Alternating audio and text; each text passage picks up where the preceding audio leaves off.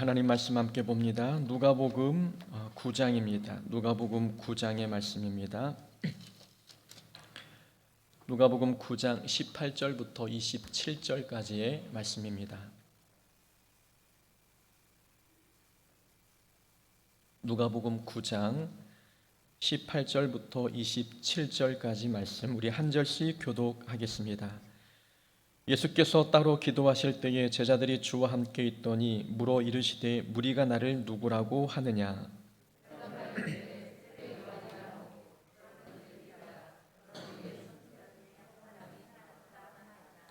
예수께서 이르시되 너희는 나를 누구라 하느냐. 베드로가 대답하여 이르되 하나님의 그리스도시니이다 하니 이르시되 인자가 많은 고난을 받고 장로들과 대제사장들과 서기관들에게 버림받아 죽임을 당하고 제3일에 살아나야 하리라 하시고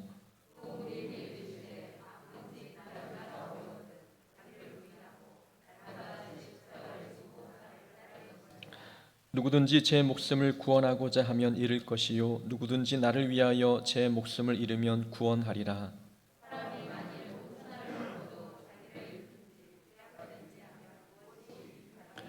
누구든지 나와 내 말을 부끄러워하면 인자도 자기와 아버지와 거룩한 천사들의 영광으로 올 때에 그 사람을 부끄러워하리라. 내가 참으로 너희에게 이르노니 여기 서 있는 사람 중에 죽기 전에 하나님의 나라를 볼 자들도 있느니라. 아멘. 오늘 본문 말씀 통해서 너희는 나를 누구라 하느냐라는 제목으로 말씀 함께 나눕니다. 오늘 본문은 베드로의 신앙 고백과 주를 따르는 제자들이 어떤 각오로 따라야 하는지에 대한 교훈을 주고 있는 말씀입니다. 예수님께서 제자들에게 물으셨습니다. 너희는 나를 누구라 하느냐?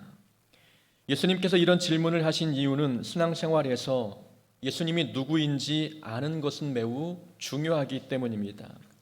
우리가 9장 전체를 한번 살펴보면 9장 초반에 보면 예수님께서 제자들에게 능력을 주시고 전도 여행을 보내셨습니다. 제자들은 각 마을에 두루 다니며 복음을 전했고 병든 자를 고쳐 주었지요.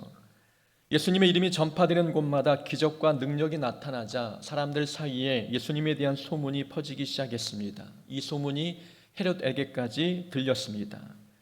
헤롯은 예수님에 대한 소문을 듣고 혼란스러웠습니다.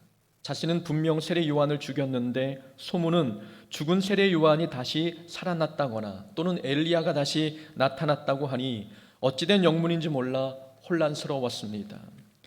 그래서 헤롯은 소문의 주인공이 도대체 누구인지 알고 싶어 그를 만나고자 했습니다.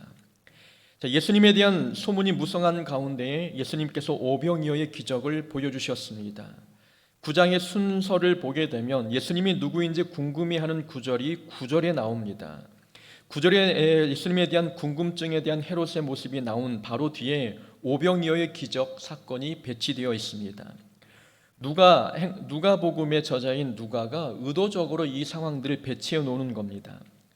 오병이어 기적은 예수님에 대해 일고 있는 소문에 대한 예수님의 간접적인 답변이었습니다.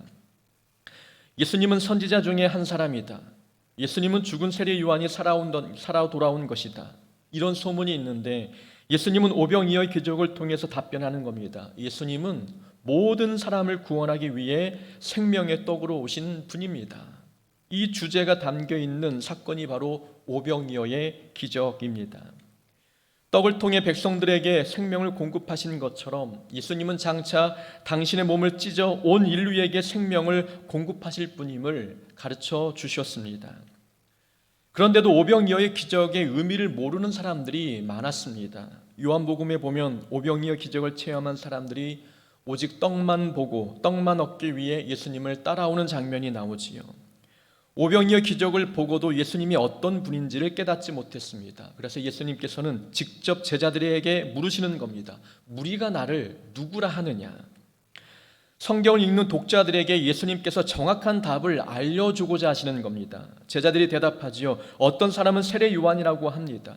더러는 엘리야라고 하고 더러는 옛 선지자 중에 한 사람이 살아왔다고 합니다. 예수님께서 또 물으십니다. 그러면 너희는 나를 누구라 하느냐? 베드로가 대답합니다. 오늘 본문에는 하나님의 그리스도시니이다 라고 대답했습니다. 병행 구절이 마태복음에 나옵니다. 마태복음에는 좀 더 구체적인 대답이 나오지요. 주는 그리스도시요 살아계신 하나님의 아들입니다. 예수님은 베드로의 입을 통해서 예수님이 누구인지 정확하게 알려주고 계십니다. 예수님은 하나님의 아들이시고 이 땅에 왕 또는 구세주로 오신 그리스도이심을 온 천하에 선포하셨습니다. 이 대답을 듣고도 사람들은 믿지 못하는 자들이 많았습니다. 그들의 이성적인 생각을 뛰어넘는 대답이었기 때문입니다.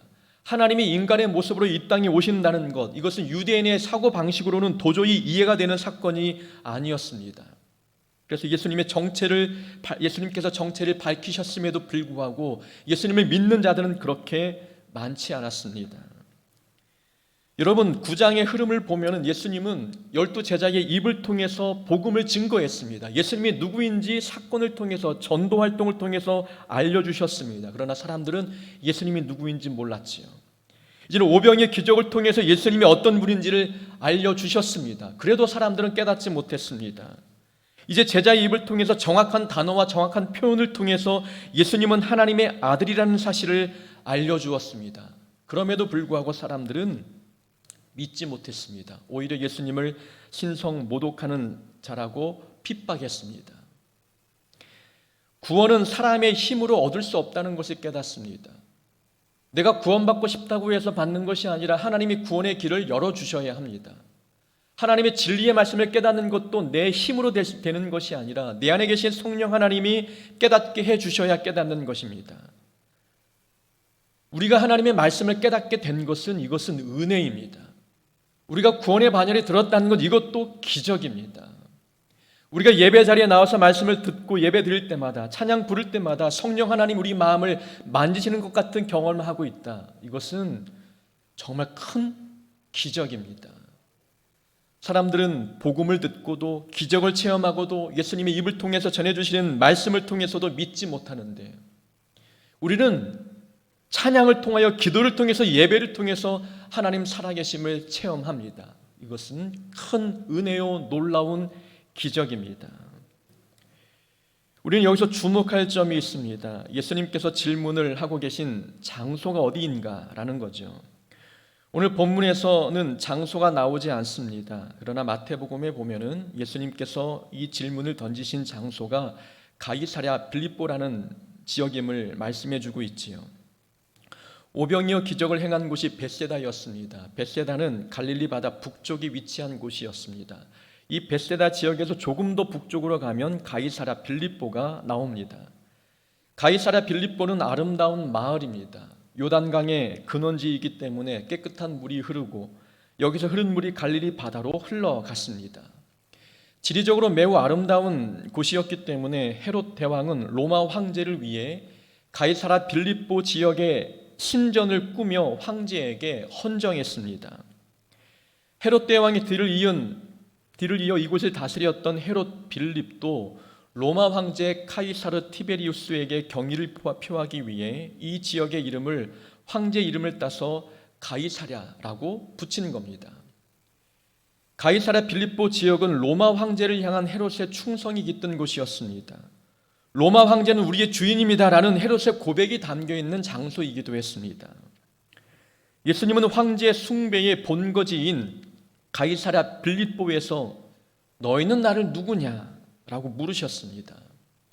이스라엘의 좋은 땅도 많음에도 불구하고 굳이 황제를 숭배하는 신전이 있는 곳에서 이 질문을 던진 이유가 무엇이겠습니까?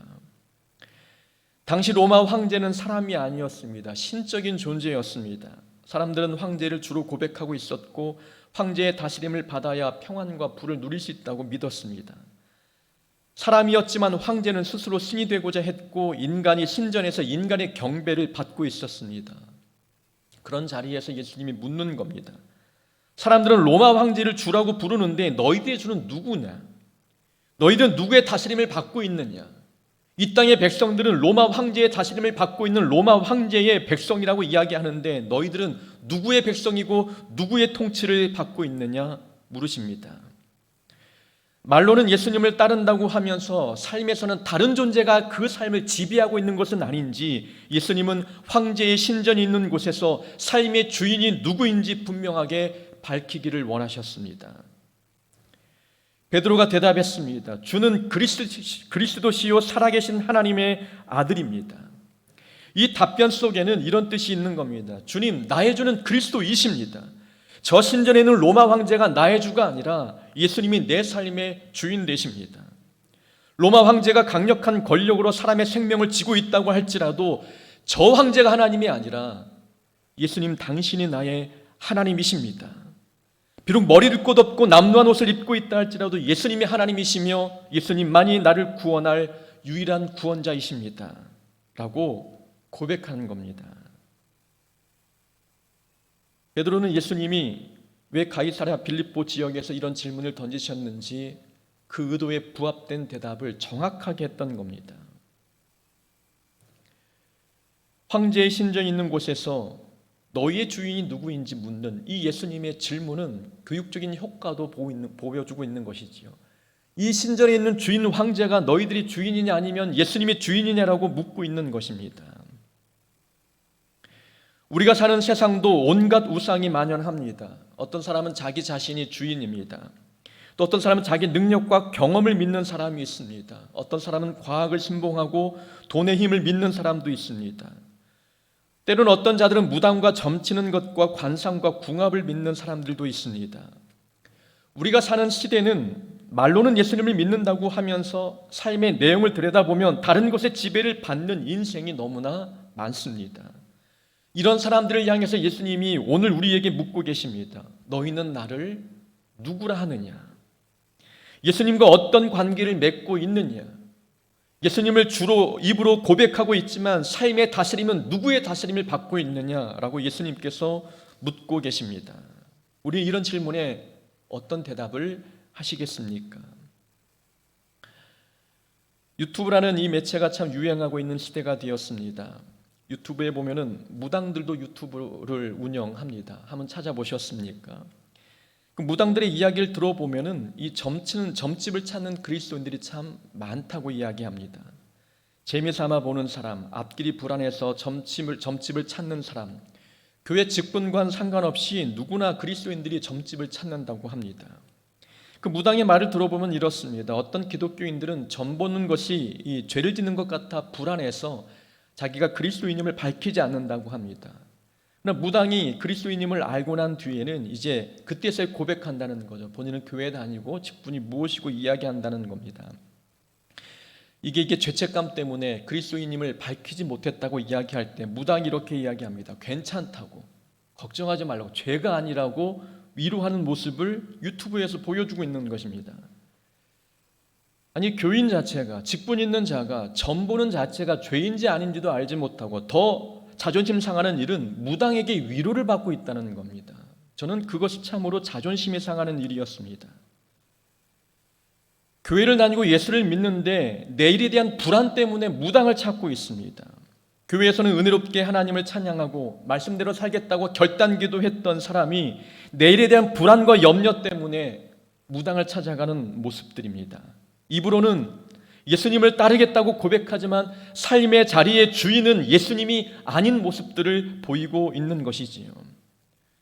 황제 숭배와 바알 숭배는 다른 것이 아닙니다. 내 삶의 중심에 예수님이 아닌 다른 것으로 채워지고 있다면 그것이 황제 숭배와 동일하고 바알 숭배와 같은 겁니다.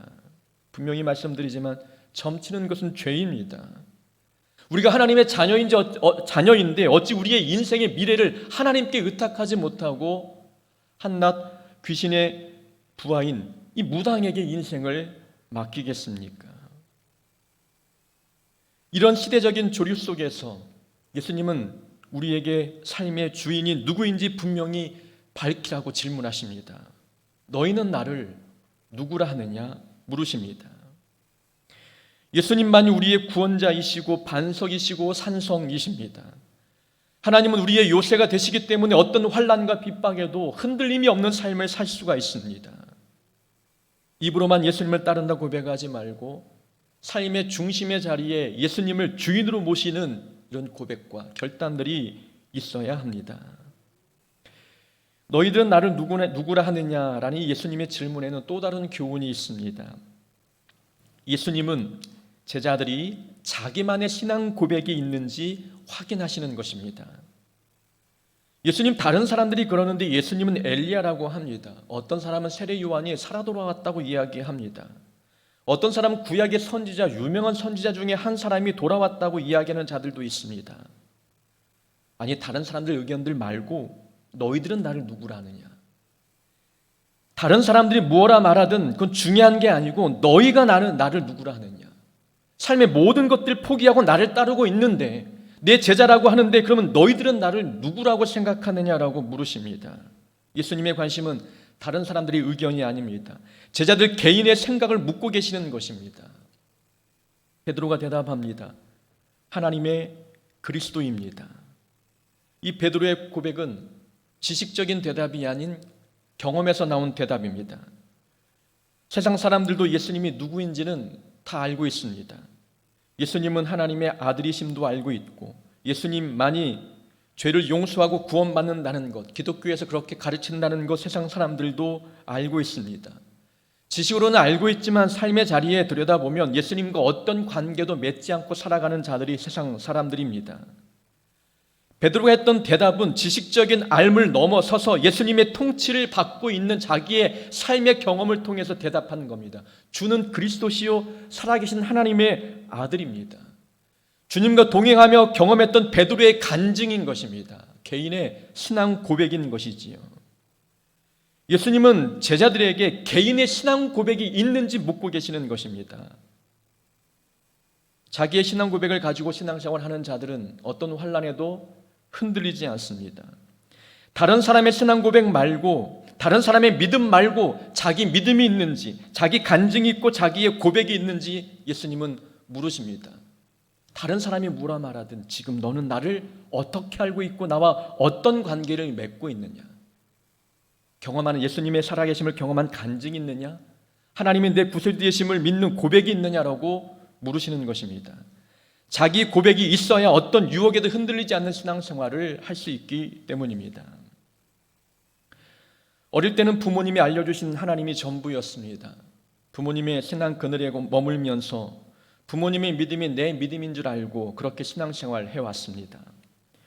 부모님이 만난 하나님이 나의 하나님이 아닌데, 부모님의 신앙이 곧 나의 신앙도 아닌데 부모님의 신앙이 대물림되는 것처럼 부모의 신앙에 얹혀서 지금까지 살아왔습니다. 이런 자녀가 성인이 된 후에 교회를 떠나는 일들이 많지 않습니까? 자기 신앙 고백이 없기 때문입니다.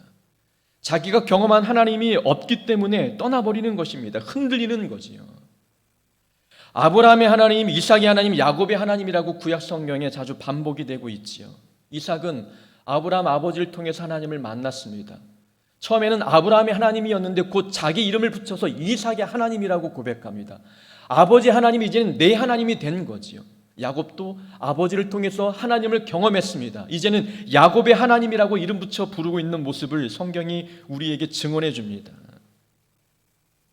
하나님과의 개인적인 만남이 있기 때문에 이제는 부모의 하나님이 아닌 자기의 하나님이라고 고백하는 것입니다. 부모의 신앙 고백이 아닌 자기의 신앙 고백으로 삶을 살아가는 것이지요. 본인이 직접 하나님을 경험하고 자기 입에서 나온 경험을 통해서 간증하는 신앙 고백이 있을 때에 어떤 상황에도 흔들리지 않는 겁니다. 그러니까 사람마다 신앙 고백이 다 다릅니다. 사람마다 만난 하나님이 다 다르기 때문에, 받은 은혜가 다르기 때문에 주어지는 상황이 달라서 그 다른 상황 속에서 나를 만나주신 하나님의 모습이 다르기 때문에 사람마다 신앙 고백이 다른 겁니다. 간증이 다른 것처럼 신앙 고백도 다 다른 것이지요. 그런 고백이 있을 때에 어떤 유혹에도 흔들림이 없습니다. 의심 많은 도마가 부활하신 예수님을 만났을 때 이렇게 고백했습니다. 나의 주님이시요 나의 하나님이십니다. 부활하신 예수님을 만나고 도마는 예수님과 새로운 관계를 맺었습니다. 이 고백은 도마의 간증이었습니다. 정말 이제 나의 주님이시요, 지금까지 주님을 따라다니면서 제자 역할을 하였지만 부활하신 주님을 만난 뒤에는 진짜 이 주님이 내 주님이시라는 삶에서 나오는 고백을 드리고 있는 겁니다. 나의 주님이시요 나의 하나님이십니다.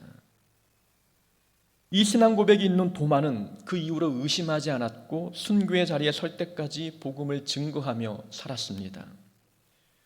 룻기에 보면 룻의 신앙 고백도 나옵니다. 어머니께서 가시는 곳에 나도 가고 어머니께서 머무시는 곳에서 나도 머물겠나이다. 어머니의 백성이 내 백성이 되고 어머니 하나님이 나의 하나님이 되십니다 라고 고백했습니다. 모압 여인이었던 룻이 어머니를 통해서 하나님을 알았습니다. 어머니를 통해서 하나님을 알았는데 이제 어머니 하나님이 아니라 본인의 하나님임을 고백하고 있는 겁니다. 어머니 하나님이 내 하나님이십니다. 이런 신앙 고백이 있기 때문에 베들레헴까지 어머니를 따라가는 겁니다. 가난이 기다리고 있어도 하나님의 통치 가운데 들어가고 있는 룻의 모습이었습니다. 여리고성의 라합이라는 기생도 이렇게 고백합니다. 너희의 하나님 여호와는 위로는 하늘에서도 아래로는 땅에서도 하나님이시니라. 자기만의 신앙 고백이 있는 사람은 하나님을 경험했다는 증거입니다. 하나님을 경험한 사람은 간증이 있고 자기만의 신앙 고백이 있습니다. 자기의 신앙 고백이 있는 사람은 신앙의 홀로서기가 가능합니다. 누가 끌어주는 사람이 없어도 알아서 신앙생활을 합니다. 자발적인 순종과 자발적인 신앙생활이 가능해지는 것이지요. 홀로 있어도 하나님을 예배합니다. 누군가 잔소리하거나 끌어주는 사람이 없어도 하나님을 예배해야 되겠다는 분명한 확신이 서게 됩니다. 자기가 만난 하나님이 계시기 때문입니다. 너희들은 나를 누구라 하느냐? 이 질문은 개인의 고백이 있느냐라고 물으시는 주님의 물으심입니다. 이 질문 속에는 또 다른 교훈이 있습니다. 예수님을 아는 만큼 믿게 된다는 교훈입니다. 어떤 사람들은 세례 요한이라고 이야기하고 어떤 사람은 엘리야, 또 어떤 사람은 선지자 중에 한 사람이라고 예수님을 이야기했습니다. 그러나 베드로는 예수님은 하나님의 그리스도이십니다. 예수님은 곧 하나님이십니다. 우리의 왕으로 오신 분이십니다라고 고백을 했지요. 자, 예수님을 선지자 중에 한 사람으로 알고 있는 사람과 예수님을 하나님으로 알고 있는 사람, 이 두 사람의 삶의 내용에 차이가 나지 않겠습니까? 예수님을 하나님으로 믿는 사람은 삶의 고난을 만나도 염려하지 않습니다. 내가 믿는 예수님은 하나님이시기 때문입니다. 예수님을 사람으로 여기는 분과 하나님으로 여기는 사람은 고난을 대하는 태도가 같지 않습니다. 예수님을 어떻게 알고 있느냐에 따라서 그 알미, 그 지식이 믿음에 큰 영향을 주는 것입니다. 세상 사람들은 예수님을 3대 성인 중에 한 분으로만 알고 있습니다. 예수님을 석가모니나 공자와 같은 레벨에 놓고 생각하고 있지요. 예수님의 천지를 만드신 창조주 하나님으로 아는 사람과 성인 중에 한 명으로 아는 사람, 이들의 삶의 내용은 결코 같지 않습니다. 예수님만이 유일한 구원자이심을 아는 자는 예수님의 말씀을 생명으로 여깁니다. 석가모니와 공자의 가르침도 좋은 내용이 있긴 하지만 거기에는 생명이 없다는 것을 아는 거죠. 생명이 있고 구원이 있고 삶의 지표로 설 만한 교훈이 있는 말씀은 오직 예수님의 말씀임을 깨닫는 거죠. 예수님을 하나님으로 알고 있기에 우리 이런 믿음이 있는 것입니다. 예수님을 향한 굳건한 믿음을 가지고 주님의 이름만으로 내가 구원받을 수 있다는 이 확신 속에서 삶을 살아가게 되는 것이지요. 아는 만큼 믿게 되는 겁니다. 예수님을 어떤 분으로 아느냐에 따라서 우리 믿음의 내용, 믿음의 분량, 믿음의 성격이 달라집니다. 바리새인들은 예수님을 사람으로만 알았습니다. 그러니 예수님이 하나님의 아들이라 이야기했을 때 신성 모독이라고 핍박했습니다. 어떤 사람들은 예수님을 떡과 생선을 공급하는 분 정도로만 알았습니다. 그러니 예수님을 먹고 사는 문제에 대한 그런 필요만 공급해주는 분으로만 알게 되었지요. 어떤 사람은 예수님은 질병을 고쳐주는 분으로만 알았습니다. 그러니 예수님을 의사 그 이상의 존재로 믿지 않았습니다. 예수님을 어떻게 아느냐에 따라서 삶의 내용 그리고 우리의 구원의 당락이 결정됩니다. 예수님은 우리를 죄에서 구원하시기 위해서 이 땅에 오신 하나님이십니다. 예수님은 우리의 생각과 우리 마음을 읽으시고 모든 것을 아시는 전능하신 하나님이십니다. 우리가 무엇을 필요로 하는지, 우리가 무엇을 원하는지 오직 우리의 마음을 채우시고 위로하시고 도우시는 분은 하나님밖에 없으십니다. 예수님은 전능하신 하나님이시기 때문에 가능한 것이지요. 예수님 우리의 목자이시고 우리를 위험에서 보호하시는 보호자가 되십니다. 예수님 말고는 구원받을 길이 전혀 없음을 우리는 믿고 있습니다. 우리 믿음의 대상은 바로 이런 하나님이신 예수님이십니다. 바르게 알아야 바르게 믿는 것입니다. 22절에 보니까 예수님께서 제자들에게 말씀합니다. 인자가 많은 고난을 받고 장로들과 대제사장들과 서기관들에게 버림받아 죽임을 당하고 제3일에 살아나야 하리라. 자, 베드로가 예수님이 누구인지를 고백하자 이제 베드로에게 예수님이 앞으로의 사역을 말씀해 주셨습니다. 하나님의 아들이었던 예수님이 구원자로 이 땅에 오셔서 고난을 받다가 3일 만에 죽임을 당하고 3일 만에 부활하셨다. 이 예언을 베드로에게 알려주는데 마태복음에도 동일한 내용이 나옵니다. 예수님의 이런 내용을 듣고 베드로가 어떻게 이야기합니까? 예수님, 고난이라니요, 죽음이라니요, 무슨 말씀합니까? 예수님께는 절대 이런 일이 일어나지 않을 겁니다 라고 베드로가 이야기합니다. 그때 예수님께서 베드로에게 말씀하시기를 사탄아 내 뒤로 물러가라, 너는 나를 넘어지게 하는 자다 라고 책망하셨습니다. 그런데 그 내용이 오늘 본문에는 나와 있지 않죠. 그러니까 누가는 본인이 주장하고 있는 이 논리에 조금 불필요한 요소가 있다면 그 내용을 좀 빼는 경향이 있습니다. 그러니까 마태복음의 초점은 베드로의 무지에 대한 초점을 두고 있지만 누가복음의 누가는 제자도에 초점을 두고 있습니다. 제자도가 무엇이냐라는 거죠. 좀 설명을 드리면 마태복음에도 베드로를 책망하신 후에 예수님의 제자도 가르침이 나오긴 합니다. 누구든지 나를 따르려거든 자기를 부인하고 날마다 자기 십자가를 지고 따라야 한다. 이 말씀도 마태복음에 나오긴 합니다. 그런데 그 제자도에 대한 말씀이 베드로를 책망한 후에 나온 말씀입니다. 그러면 어떤 의미로 들려지게 되냐면 마태복음에 나온 제자도는 베드로를 포함한 12제자에게만 준 제자도로 착각할 그런 여지가 남아있는 겁니다. 베드로의 무지를 책망한 뒤에 너희들은 나를 따르려거든 자기를 부인하고 십자가를 지고 따라야 한다. 그렇게 말씀하시니 마태복음에서 들려지는 뉘앙스는 이 제자들은 12제자에게만 해당되는 말씀처럼 비춰질 수가 있는 겁니다. 근데 누가는 이 제자들은 특별한 사람들에게만 적용되는 말씀이 아니라 예수를 믿는 모든 성도에게 적용돼야 된다고 믿고 있는 거예요. 목사만 아니라 장로만 아니라 아니면 선교사님들만 아니라 예수 믿는 모든 자들이 예수님이 가르치는 제자도를 따라야 한다고 이 부분을 강조하고 싶었던 겁니다. 그래서 베드로의 책망받는 이야기는 뺀 거죠. 베드로 이야기를 빼고 나니까 주님이 말씀하신 이 제자도는 이 성경을 읽는 모든 그리스도인들이 다 지켜야 하는 제자도가 되는 것입니다. 자기 십자가를 지고 예수님을 따르는 모든 그리스도인들, 자기 부인과 그리고 십자가를 지고 따라야 하는 이 사명이 모든 그리스도인들에게 주어진 사명임을 말씀합니다.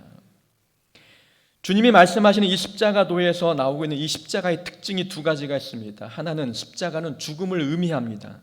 곧 예수님을 따르는 길은 희생과 헌신 없이는 갈 수 없는 길임을 말씀합니다. 제자도, 주님을 따르는 이 십자가의 길은 고난과 희생과 섬김이 없이는 갈 수 없는 길임을 말씀하고 있는 것이지요.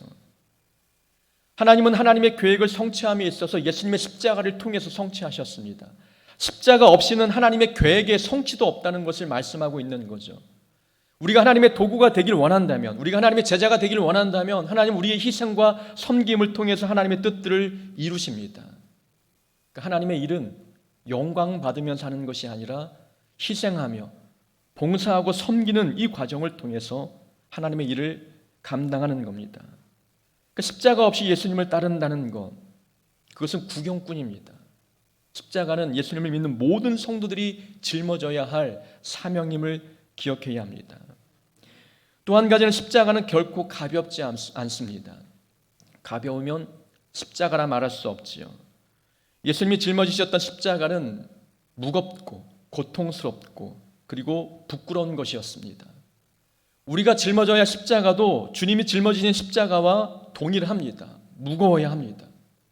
고통스러워야 되는 것이고 부끄러운 십자가가 되어야 되는 것입니다. 여기서 말하는 부끄러움은 그 십자가 자체가 부끄러운 것을 의미하지 않습니다. 지저분하고 깨끗하지 않은 것을 의미하는 거죠. 성지 순례를 가보면 예수님의 그 십자가 행로 길목마다 모형 십자가를 가져다 둡니다. 관광객들이 예수님의 십자가길을 따라가면서 주님처럼 십자가를 짊어지고 한번 가보라는 의미에서 나무 십자가를 곳곳마다 비치해 두었습니다. 저도 갔으니까 사진 한번 찍으려고 그 십자가 체험 현장에 도착해서 십자가를 골랐습니다. 이 고를 때 기준이 있었습니다. 제가 그 모습을 보고 저도 좀 놀랐습니다. 사진 잘 나올 만한 십자가를 찾는 겁니다. 옷 더럽히지 않을 만한 깨끗한 십자가를 찾는 거죠. 무겁지 않은 십자가를 찾고 있었습니다. 십자가를 막 고르는데 문득 내가 이 자리에서 십자가를 고르는 것처럼 사역 자리에서도 목회 현장에서도 내게 짊어지실 하나님께서 주시는 그 십자가를 고르고 있는 것은 아닐까라는 생각을 갖게 되는 것이지요. 우리는 하나님께서 짊어지고자 원하시는 십자가가 있습니다. 그 십자가를 우리는 고르고 있지 않습니까? 가벼운 십자가가 없을까? 나를 돋보이게 만드는 십자가가 없을까? 또 내 이미지에 손상을 주지 않는 십자가는 없을까? 그런 십자가를 고르고 있다면 그 십자가는 십자가라 말하기 어렵습니다. 주님을 따르는 제자들은, 예수 믿는 모든 성도들은 십자가를 지고 자기를 부인하고 주님을 따라가야 합니다. 희생과 핍박과 고난도 감수해야 합니다. 십자가를 지는 이 길이 이렇게 어렵고 힘든 일이라면 누가 십자가의 길을 걸어가겠는가라고 생각이 들 것입니다. 그러나 예수님은 22절에서 말씀했습니다. 예수님께서 고난을 받고 죽임을 당하지만 제3일에 살아나야 하리라, 부활에 대한 예언을 하셨습니다. 예수님을 따르는 길이 험난하고 때로는 목숨이 위태로운 길이라 할지라도 염려할 필요가 없습니다. 우리에게는 부활 신앙이 있기 때문입니다. 예수님은 부활을 예언하셨습니다. 그리고 난 뒤에 십자가의 도를 말씀하셨다는 거죠. 십자가를 짊어지고 간다는 것은 죽음을 각오한다는 뜻입니다. 근데 죽음을 각오하고 십자가를 짊어지고 가는 성도에게 위로가 되는 것은 예수님은 3일 만에 부활하셨다는 겁니다. 부활 신앙을 갖고 있는 성도는 죽음이 두렵지 않다는 것입니다. 주님 때문에 핍박당하고 환난당하고 무시당하고 고통당하지만 그래도 우리에게는 부활신앙이 있기 때문에 부활신앙이 있으면 십자가의 고난은 결코 두렵지 않다는 것을 말씀해주고 계십니다. 십자가 때문에 죽어도 염려하지 말라는 거죠. 우리는 다시 살 것이기 때문입니다. 바울이 고백하기를 사는 것도 유익하고 죽는 것도 유익하다. 바울의 고백은 거짓말이 아니었습니다. 부활신앙이 있기 때문에 그가 로마 감옥에서 죽어도 좋고 풀려나도 좋았습니다. 어느 쪽을 선택해도 바울에게는 다 유익이었습니다. 부활신앙을 가진 자의 모습이 바로 이러하지 않겠습니까? 요한계시록에 보면 서머나 교회에 대한 이야기가 나옵니다. 서머나 교회는 책망은 받지 않고 예수님의 칭찬만 받은 교회였습니다. 서머나 교회는 세상으로부터 극심한 핍박을 받고 있는 교회였습니다. 믿음을 지키기 위해서 옥에 갇힌 성도도 있었고 죽음의 위협에 놓인 자들도 있었습니다. 예수님은 이렇게 고통 속에 있는 서머나 교회에 예수님의 이미지를 보여주셨는데 이런 이미지를 보여주셨습니다. 서머나 교회의 사자에게 편지하라. 처음이며 마지막이요 죽었다가 살아나신 이가 이르시되. 예수님의 속성, 죽었다가 살아나신 이가 말씀하시되라고 언급했습니다. 여러분, 요한계시록에는 7교회 이야기가 나옵니다. 각 교회마다 예수님이 보여주신 예수님의 속성은 교회마다 다 달랐습니다. 그 교회가 처해 있는 상황에 맞게끔 예수님이 당신의 속성을 보여주신 것입니다.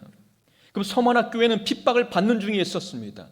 핍박의 고통을 받고 있는 성도에게 예수님이 보여주셨던 이미지가 무엇입니까? 죽었다가 살아나신 이였습니다. 예수님이 죽음을 이기시고 부활하셨으니 걱정하지 말라는 겁니다.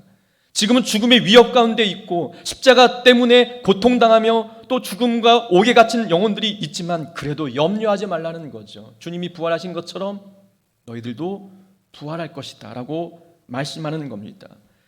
그래서 서머나 교회에게 예수님의 당부의 말씀을 이렇게 주셨습니다. 죽도록 충성하라. 핍박을 당하고 있는 교인들에게 말씀하신 주님의 말씀이 죽도록 충성하라는 거였습니다. 어찌 보면 시험에 들 만한 말씀 아닙니까? 지금도 죽을 것 같은데, 주님 때문에 지금도 죽을 것 같은데 주님이 죽도록 충성하라. 그리하면 생명의 면류관을 너에게 주리라 말씀하십니다. 주님이 주신 위로는 핍박을 걷어가시는 것이 아닙니다. 부활신앙 자체가 성도에게는 위로입니다. 주님이 부활하신 주님임을 당신의 모습을 이렇게 보여주시면서 죽도록 충성하라 말씀합니다. 죽을 것 같느냐? 걱정하지 말아라. 부활할 것이다. 그러니 죽도록 충성하라 주님이 말씀하시는 것입니다. 모든 성도가 가져야 할 신앙은 바로 이렇게 부활 신앙입니다. 우리가 예수님의 제자라면 부활 신앙을 가지고 주님을 따라가는 자가 되어야 합니다. 우리가 가는 길이 가시밭길이라 할지라도, 비난과 조롱을 받는 길이라 할지라도 주님은 부활하신 주님이십니다. 우리의 고통을 기쁨으로 바꾸실 분이시고 우리의 모든 염려를 찬송으로 바꾸시는 분이십니다. 부활하신 주님에게는 역전의 능력이 있으십니다. 그 역전의 능력, 죽음에서 생명으로 바꾸시는 주님의 능력이 있는 한 이 부활신앙이 우리가 가는 십자가의 길을 고통스럽게만은 하지 않을 것입니다. 우리 삶의 목표는 천하를 얻는 것입니다. 얻는 것이 아닙니다. 영생을 얻는 것이 우리 삶의 목표입니다. 천하를 얻고도 영생을 잃으면 무엇이 유익하냐? 주님이 말씀하셨지요. 이 땅은 영원하지 않습니다. 하나님의 나라가 영원하고 하나님과 영원히 살기 위해서는 십자가의 길을 따라가는 자가 되어야 합니다. 환경과 상황이 어렵고 사람이 상처 주고 노력이 우리를 배신해도 우리가 걷는 십자가의 길만큼은 포기하지 않아야 합니다. 십자가의 길이 우리를 영생으로 인도할 수 있기 때문입니다. 어떤 상황에도 십자가의 길만큼은 포기하지 않는 예수님의 제자가 되기를 주의 이름으로 축원합니다.